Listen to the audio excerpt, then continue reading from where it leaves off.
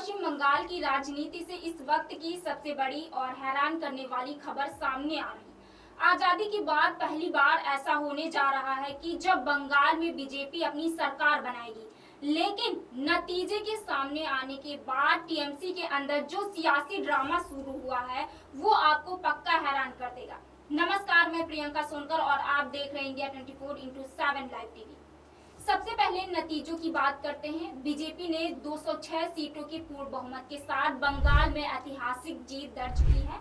वहीं पिछले कई सालों से सत्ता में काबिज ममता बनर्जी की टीएमसी सिर्फ 81 सीटों पर सिमट कर रह गई है। इसके अलावा कांग्रेस, सीपीएम और हुमायूं कबीर की पार्टी के खाते में 2-2 सीटें आई हैं। अब हैरान करने की बात यह है कि नतीजे साफ होने के बावजूद टीएमसी प्रमुख ममता बनर्जी किसी भी कीमत पर हार मानने को तैयार नहीं है।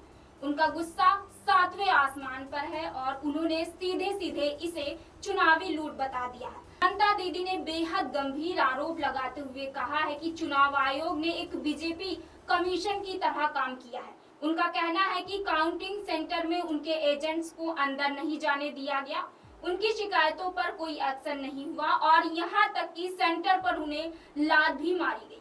इसी पूरे हंगामे पर वो आज शाम 4 बजे अपने भतीजे अभिषेक बनर्जी के साथ एक बड़ी प्रेस कॉन्फ्रेंस करने वाली हैं। लेकिन दोस्तों, असली कहानी तो अब शुरू होती है। एक तरफ ममता दीदी आग बबूला है तो दूसरी तरफ उनकी ही पार्टी की 2 बड़ी महिला सांसदों ने बड़ी शालीनता से अपनी हार मान ली है।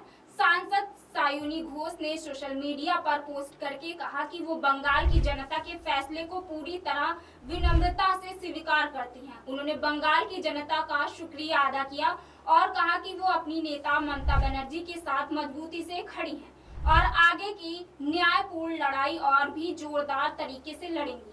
वहीं टीएमसी की तेज-तर्रार नेता महुआ मोइत्रा ने भी हार मानते हुए लिखा कि जनता की इच्छा सबसे ऊपर है। अगर बंगाल को बीजेपी चाहिए थी तो उसे बीजेपी मिली और हम इसका पूरा सम्मान करते हैं।